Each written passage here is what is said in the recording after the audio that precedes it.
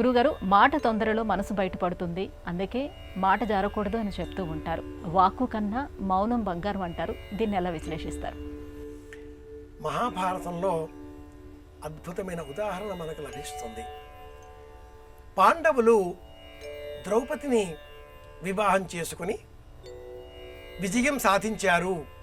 లక్క ఇంటిలో వారణావతంలో ఈ పాండవులు అంతం కాలేదు. ఈ వార్త తెలిసిన విదురుడు ధృతరాష్ట్రుని వద్దకు వచ్చి కౌరవులు విజయం సాధించారు, కౌరవులను అదృష్టం వరించింది అన్నాడు.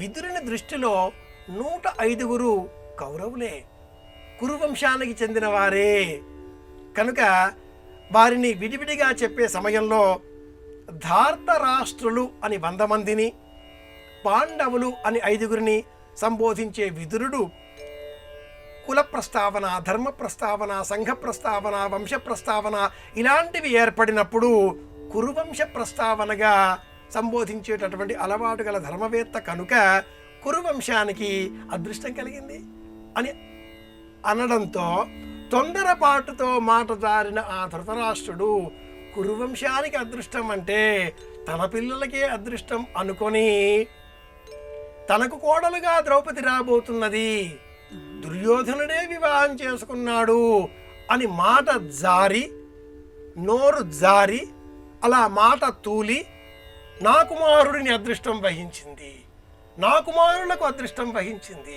నా కుమారుడిని అదృష్టం వహించింది, నా కుమారులకు అదృష్టం వహించింది అని పదే పదే పదే పదే అనడంతో కాసేపు అయిన తర్వాత విదురుడు, మహారాజా మీ కుమారులే కానీ సోదర కుమారులు అంటూ సరిచేశాడు. దానితో ధృతరాష్ట్రుడు ఖిన్నుడై నిశ్శబ్దం వహించాడు. మాటలు అలా త్వరపడి నోరు జారరాదు అని చెప్పడానికే మహాభారతంలో అద్భుతమైన ఉదాహరణ ఇది. మాటల చేత దేవతలు మన్నన చేతి వరంపులిత్తురు. మనం మాట్లాడే మాటలు 10 మందికి మనల్ని దగ్గర చేస్తాయి. మనం మాట్లాడే మాట 10 మందికి మనల్ని దూరంగా కూడా చేయవచ్చు.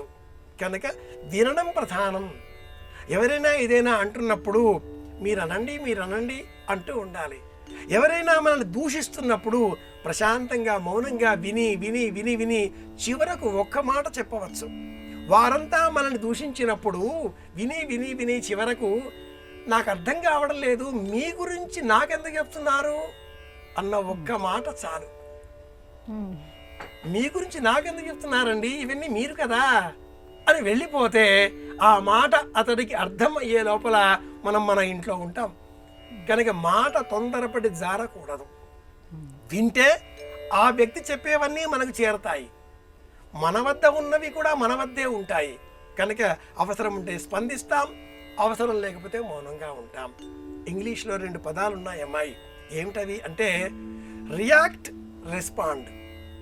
ఎవరు ఏది చెప్పినా ఏ మాట పలికినా వాటిని మనం రెస్పాండ్ కావాలి, స్పందించాలి. అంతే, ప్రతిస్పందించకూడదు. ప్రతిస్పందించడం రియాక్ట్ కావడం, స్పందించడం రెస్పాండ్ కావడం.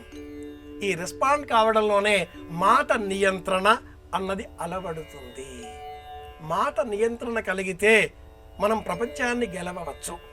ఈ నోరు చేసేటటువంటి 2 భయంకరమైన నేరాలు, దోషాలు, పాపాలలో ఒకటి మాట జారడం, 2 దొరికినవన్నీ లోపలికి వేసి రోగాలు తెచ్చిపెట్టడం. కనుక ఈ రెండింటిలో మొదటిది మాట జారడం అనేది నియంత్రించుకోగలిగితే మానసిక పరమైన రోగాల నుంచి మనల్ని మనం కాపాడుకోగలుగుతాం. అందుకే ప్రాచీనులు వాక్కు వెండి, మౌనం బంగారము అన్నారు.